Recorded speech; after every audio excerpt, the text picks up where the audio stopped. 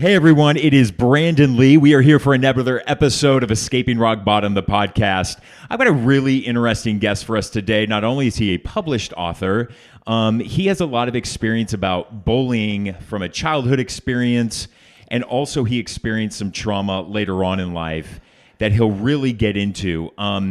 He's a recovered drug addict. He's got a little over 5 years of recovery time of experience, strength, and hope that I'm excited for him to share with all of us today. So let's not hesitate anymore. I'm going to bring Patrick into the conversation. Hey, man. Hey, it's good to be here. It's great to have you. I appreciate you coming out this way. I appreciate you having me. Sitting down here and having a real talk about recovery, and addiction, because right now, so many people are suffering, right? It's like just the pandemic and the isolation. And one thing I hear from listeners and viewers all the time is just like, hey, man, keep having people on, keep sharing these stories. It's giving me hope. And every time I sit down with somebody like you, I always walk away inspired. I feel more energetic and happy to be in recovery. So, Patrick, first off, you're from Arizona. You live in Arizona now. Yep. Take me back to your childhood. Where were you born and raised? So I was born in a small town in Minnesota. Did not spend a lot of time there. My family is originally from Iowa. We moved back to Iowa. I lived in 3 or 4 different small towns in Iowa when I was a little boy. Randomly, we moved to the Tri-Cities in Washington State when I was in 2nd grade. And then when I was in 6th grade, we moved here and we stayed. Okay, so take me back a little bit back to your childhood, because my childhood, I definitely was bullied.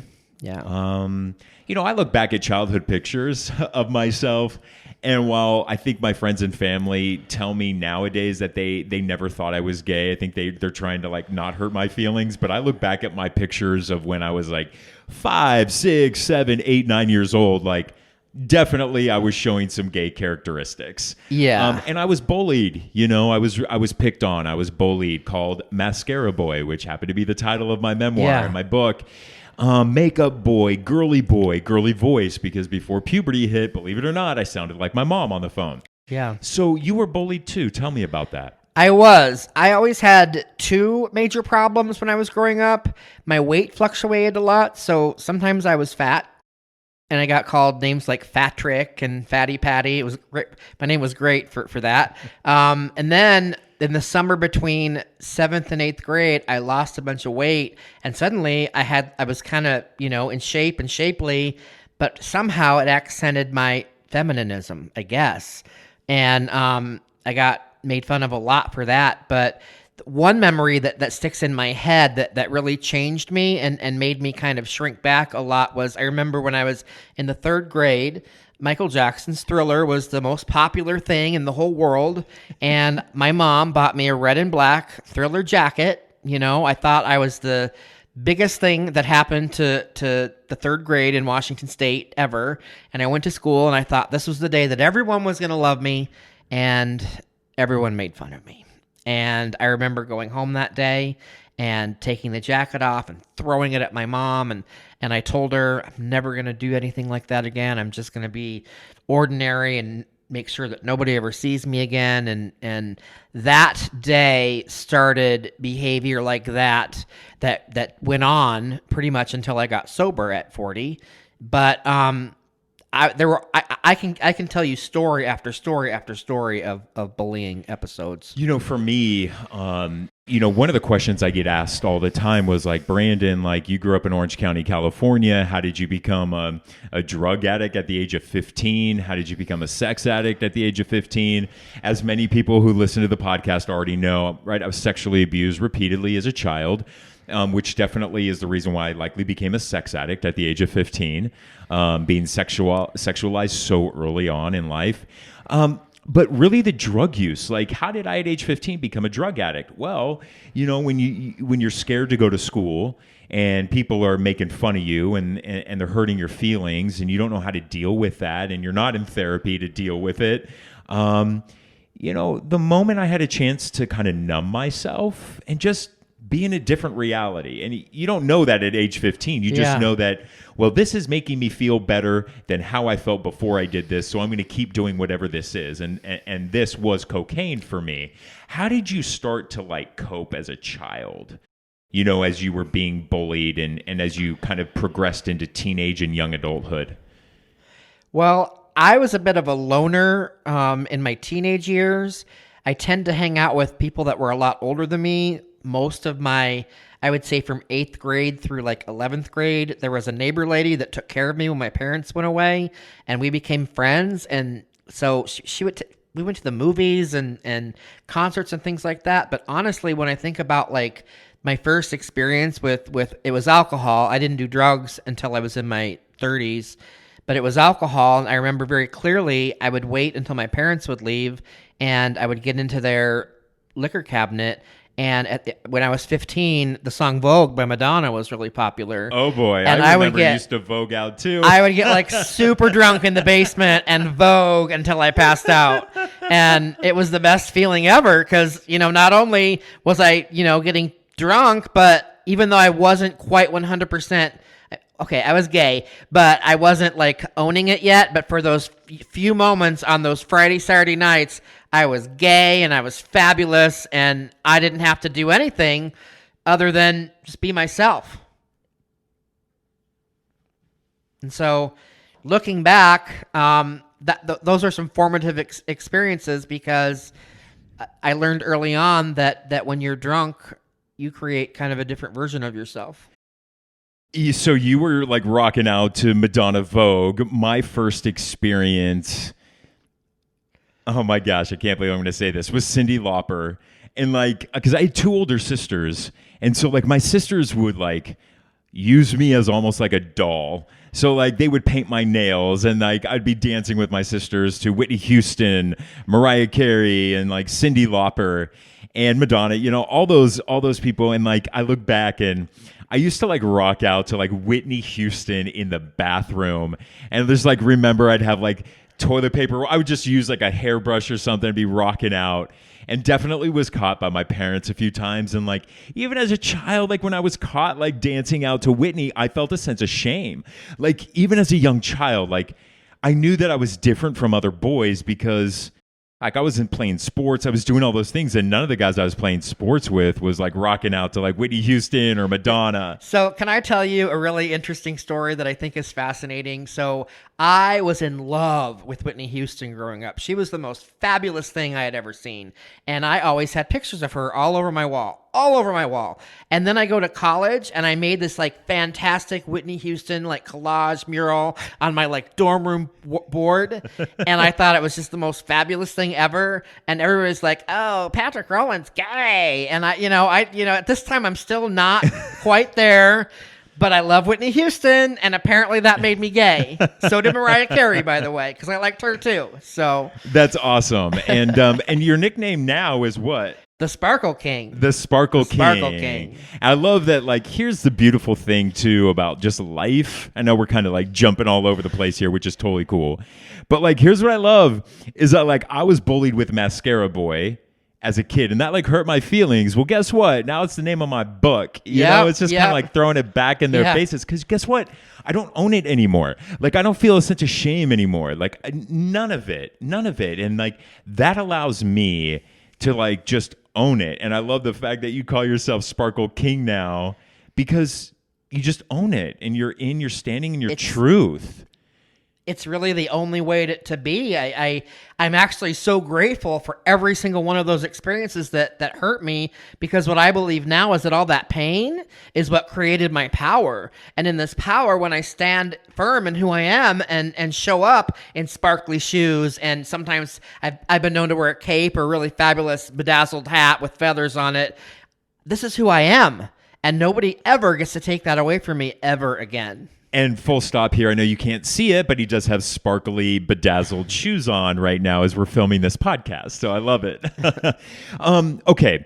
Tell me when life really started to kind of go off the rails a bit, because I know meth is a big part of that part of your story. Yeah. So I'm gay. I'm denying it. I finally come out. Things are better for a little while. I start to date guys, but I've been bullied by men, so I'm attracted to guys that are kind of mean. And, I'm in different relationships in my 20s. I get to my 30s. I have an amazing career. I was the editor of Echo magazine for a while. I could call the mayor up and talk to him. I interviewed celebrities. I could get tickets to a concert the day of. Like, I had it going on. But I had low self-esteem because I had been bullied so much, and I was dating an abusive guy. And because of that relationship, I experimented with drugs a little bit with him, but it never went full tilt because it always got too weird. Because what I know now is that not only did he have a substance abuse issue, he had a co-occurring disorder. He was bipolar or something, because his behavior was very, up and down, and it was also the abuse cycle too, right? Like, you're my best friend, I love you more than anything, and then bad behavior, and then I love you. You know how the abuse cycle goes. Right. But a lot of addicts are known to have bad pickers when we're untreated. Yeah. When we're untreated and the trauma's never addressed. Like, don't you notice, like, in the rooms, like, a lot of people have really messed up relationships, or they came from messed up relationships. It's one of those things as an addict that if you're not fully paying attention to your own recovery, and if you're still in the throes of your addiction, like, all those traumatic experiences that we've had in our lives, like, throw off our wiring, and we choose that repeated bad abuse, and we, like, invite that toxicity into our lives. I liked it. I chased it. And what ended up happening is I lose this job that is kind of my identity.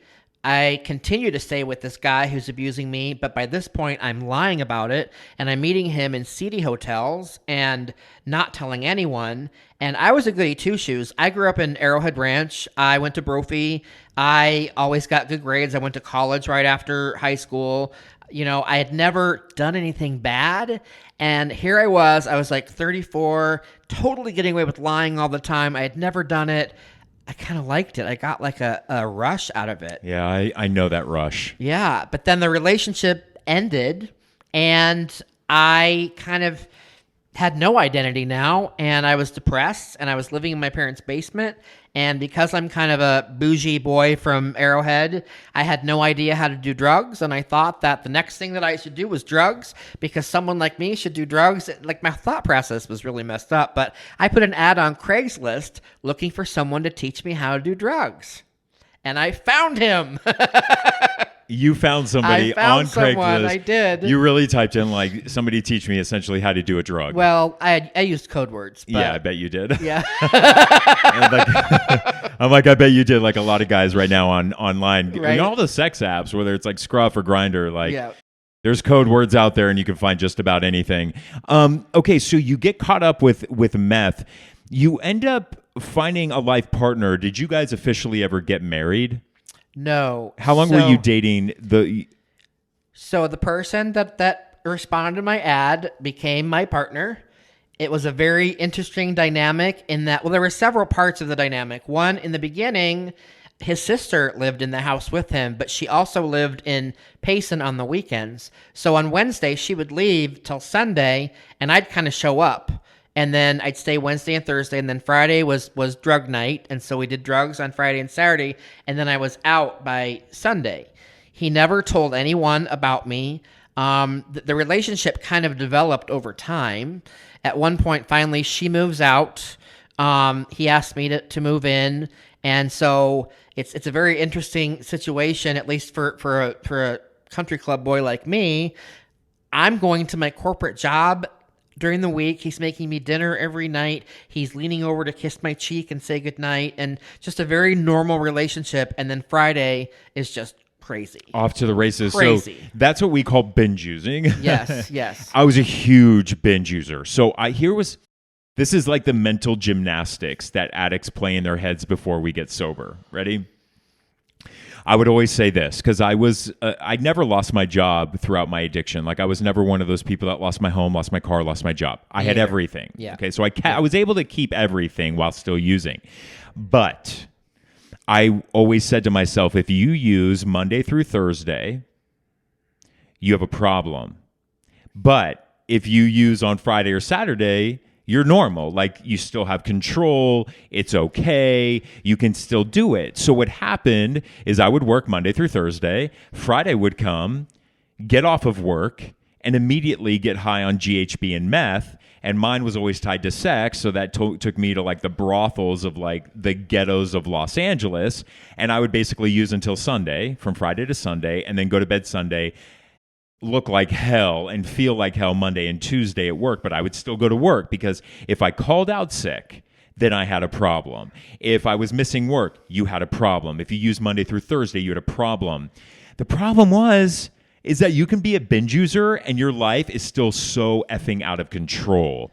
And just because, so if you're one of those people, and they talk about it in the rooms of AA and the Big Book, like if you're one of those people who are saying, well, I only use this time, or I only use it this time, that doesn't mean you don't have a problem. That's yourself doing mental gymnastics, trying to justify your using. Well, and the thing is that after a certain period of time, like maybe after a year or so, I was like you. I never lost my job. I always maintained a place to live. I had a car, but I lost myself. And two, I started to not feel very good up here a lot. And I had I had symptoms that were bipolar and probably meth-induced schizophrenia, especially and psychosis, when I used. For sure. Yeah. Hearing the voices. And seeing things and just not being right when I was using. And it drove him crazy. But, that paranoia. Yeah, but here we are. We're in this like kind of, situation where this is what brought us together. So even though we have this totally normal, great relationship, Sunday through Thursday or whatever, I felt very stuck in that world. And I, at a certain point, didn't want to do it anymore. I put myself in a hospital. I went to IOP, which is basically one of those situations where you go like 3 times a week. Intense outpatient. You get randomly drug tested. I really thought, if I showed him how serious I was about it, that he would stop too. The problem is that drug addiction in a relationship is a very codependent thing. And I was codependent on him, and he didn't want to quit.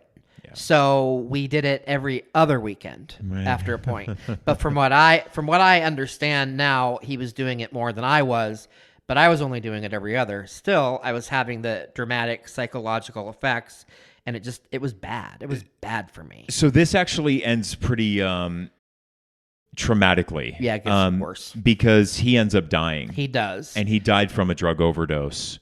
It was a heart attack caused by meth toxicity, which is basically a drug overdose. It happened on a Tuesday morning. So, again, I don't think it was only Friday and Saturday for him. I find him dead in our home on a Tuesday morning. I was getting ready to go to work, and I went to put my clothes in the dryer to get the wrinkles out of my pants, and I see that his car's there, and he worked a lot earlier than me, so his car shouldn't have been there. I peek in his room, don't see anything. I peek further, and he was dead on the floor in the bathroom. And as I said before, he had never come out to anyone. So in my head, I'm thinking, oh boy, here we go, right? And I always knew that it was going to be bad. I had him write out instructions that were supposed to be upheld. But what happens is that his family, they're not too thrilled that suddenly their dad, brother, son, uncle, not only is he a drug addict, but there's a man living in his house, and this man is saying that they were together. And I understand now that was a lot for them, but they punished me. For sure. For what he did. And the very day he died, they were in the house taking pretty much everything out of it. They did such a crappy job moving things that it looked like World War III when I finally went back. They threatened me. They told me that if I stayed there, they'd make things hard for me. But the thing that they did that really kind of just ruined me was they wouldn't let me go to his funeral. And so I didn't have that rite of passage that everyone has with grief. Plus, of all the people that were grieving, I was the one that had lost the love of his life, because even though that whole situation I described was chaotic and crazy, again, this is a man that when things were normal, made me dinner every night and kissed me on the cheek and watched Keeping Up with the Kardashians and had blizzards and bought me a ring. And I had his ring. He had my ring, but we couldn't get married in 2000. It was when he died, it was 2014. So even if we had done anything, it was a year before. It wouldn't have mattered.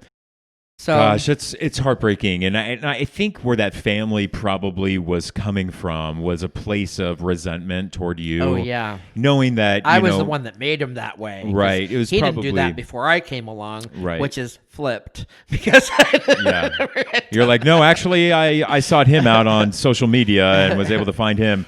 But yeah, I think sometimes too, though, like what has helped me deal with sometimes those situations is being able to go, okay, but at least I know, like, I can see like where from their perspective they're angry. Yeah, and and especially when they don't know who you are. Yeah, they're like, who is this guy? And our son or my brother or my uncle just died from an overdose. And he's gay, and like, so there's a lot of like factors that probably gone on into that resentment.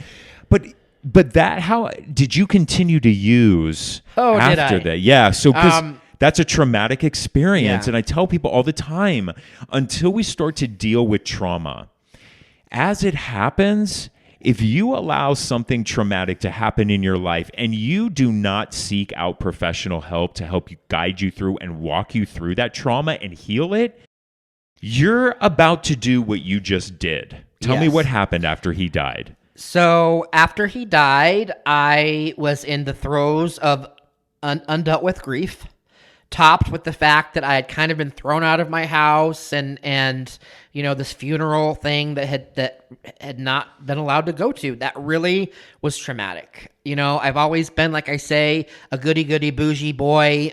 People have always liked me. My partner was dead. I lost my home.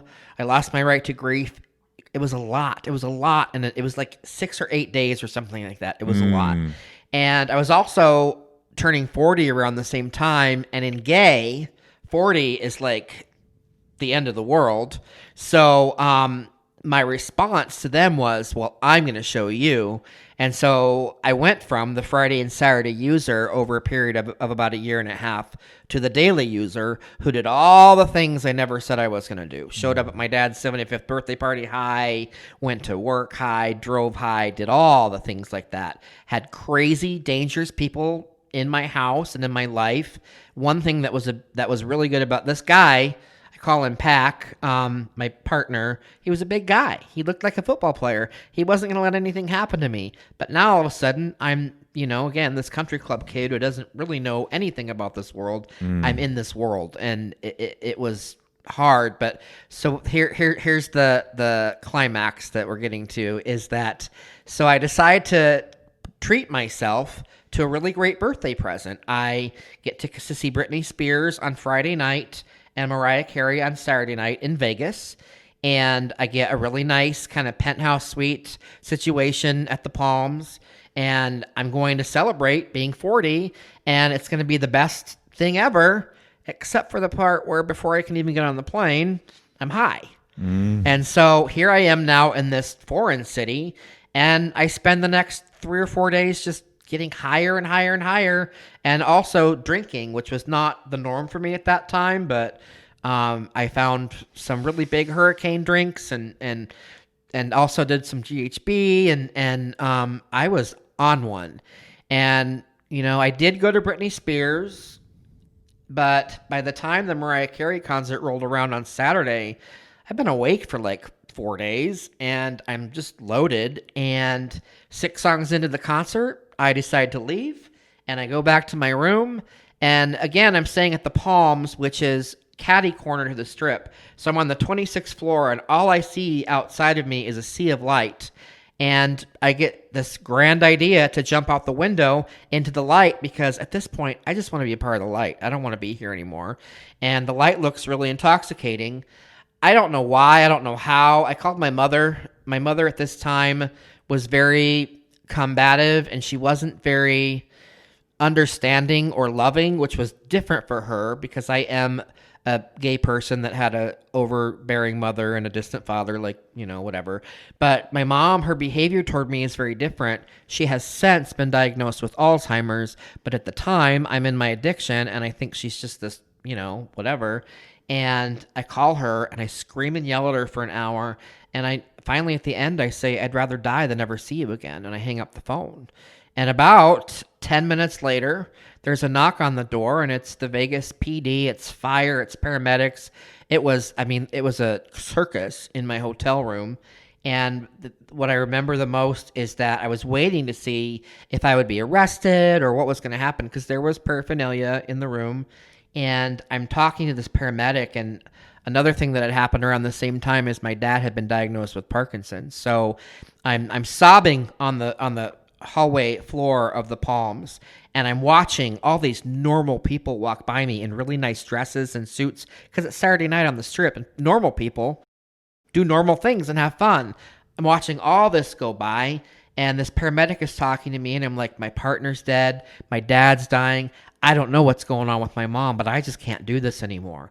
And this paramedic, the way she was lit, she looked like an angel. She said, how can you take care of anybody else if you can't take care of yourself?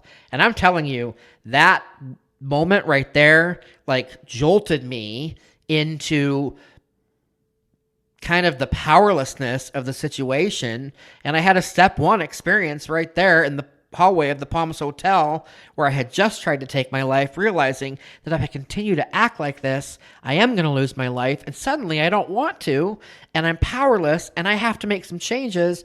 And somehow they end up putting me in a hospital instead of jail, which I'm very appreciative of.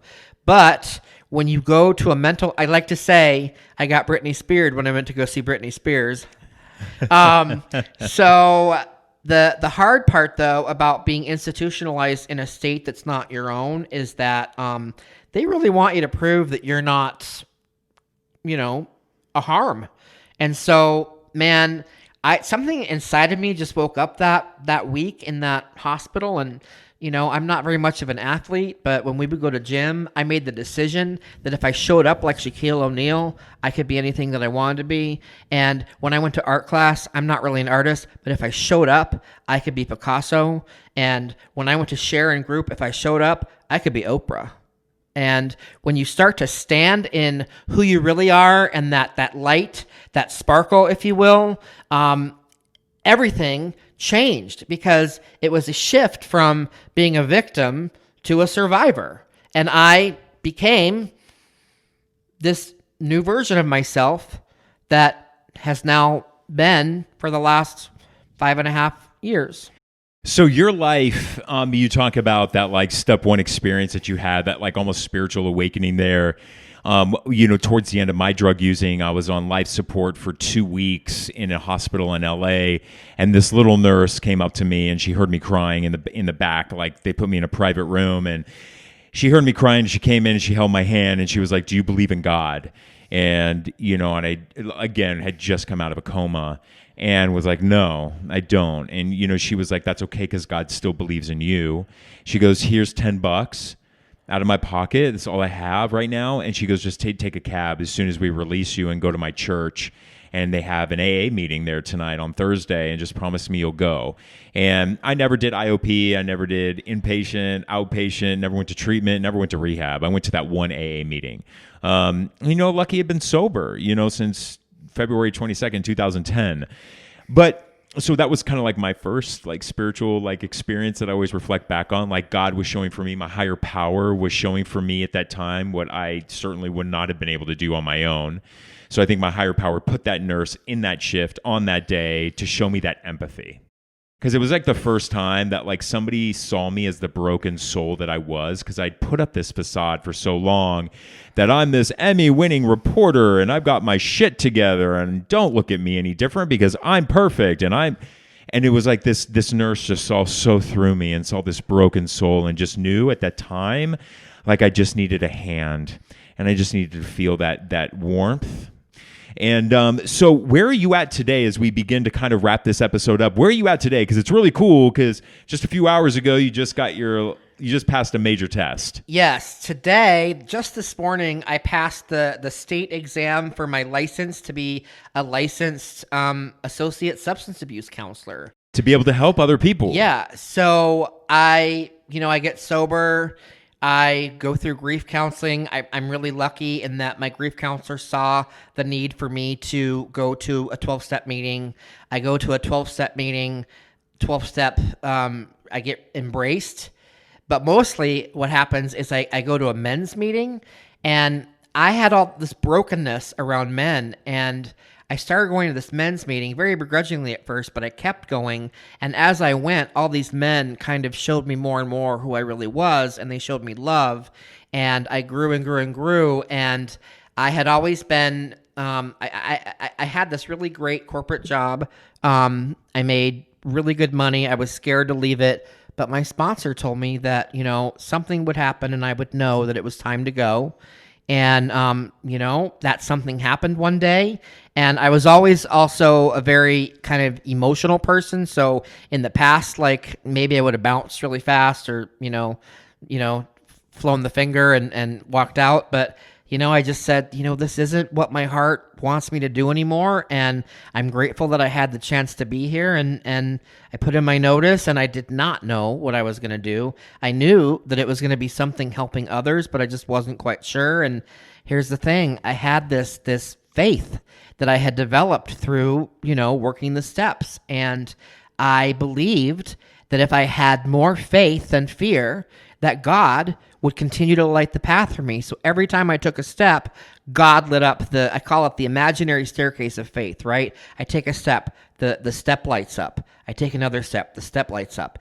And in the last 3 years, through the course of suggestions and people, offering me advice and willingness, I became a substance abuse counselor. I got my master's in June this year. And today I passed the test and I'm licensed. And, I work in a treatment center. I get to, help people like myself who are grieving. I find that a lot of times people are grieving something, whether it's a person or a job loss or part of their identity. I find that if you can figure out what kind of broke the person down, you can then help them walk through that and then build them back up. And so I get to build up people now, and I get to do it because I lived it and I understand it and I had faith. Well, I love that. I love that we're ending on that, because I'm a huge believer that, you call it grief, I'll call it a traumatic experience. It can kind of go one in one sometimes, trauma or grief. Yeah. If we go untreated, you will use. Yeah. You will be triggered at some point that untreated trauma and grief you will use. And I say this to people in recovery, that I have sponsored guys, I have more than a decade of total time of sobriety, right? And so, but in the rooms when I was an active member of AA, guys would come up to me in these rooms and they would say, "Hey man, I would love for you to sponsor me." And, of course my next question was, "Okay, well, how much time do you have? What's your thing?" And two gentlemen said, one said I had 3 years. The other one said I had 35 years. And I'm like, man, at the time I had 7. And I looked at him, I'm like, what do you, are you hitting on me? Are you trying to flirt with me or hit on me? Because if you are, step the F back. That's not what I'm about. And I said, because I only have 7 years, that doesn't make sense to me if we make such a big deal in the rooms about time. I've got this much time. I've got this much time. If we're making such a big deal at a time, why is a 35-year-old coming to ask a 35 in sobriety time, asking a guy who has 7 years to sponsor him? And so what the life lesson I learned from that was, because I asked him, I was like, what do you want from me, man? I got 7 years, you got 35. He goes, I want what you have. And I was like, what would I have? You have 35 years. If you want what I have at 7 years, what the hell are you not doing? And here's what I tell people. If you're in the rooms of recovery and you feel that just the 12-step rooms aren't enough, you're just not growing, or you kind of feel like you're stuck in the spin cycle, or your dating life sucks, or you're doing whatever, you really need to focus on your past trauma. Mm-hmm. And you really need to pay attention to that and meet with a grief counselor, meet with a professional who, damn it, has a license, who understands from a professional standpoint, rather than just some other person in A giving you damn free-willed advice that maybe worked for them, but may never work for you. So if you are struggling, even in the rooms of AA, and I always make it a point to tell people this, reach out for professional help. Yes. Trust me. you will actually be able to string a lot more time together than white knuckling it from past trauma. So I love the path that you're on. If you loved a little bit of what Patrick had to say today, Sparkle King, he has a book that he brought here today. It's a story of grief and recovery, and it's called Unpacked Sparkle with, yes, sparkly shoes. That's right. So go ahead, pick up the book if you are struggling right now. He's obviously funny. He should be a stand-up comedian on the side. And Patrick, thank you. Thank you for just even sharing a little bit about your story with us today. And thank you for listening and watching this episode of Escaping Rock Bottom. We'll see you back here for the next episode.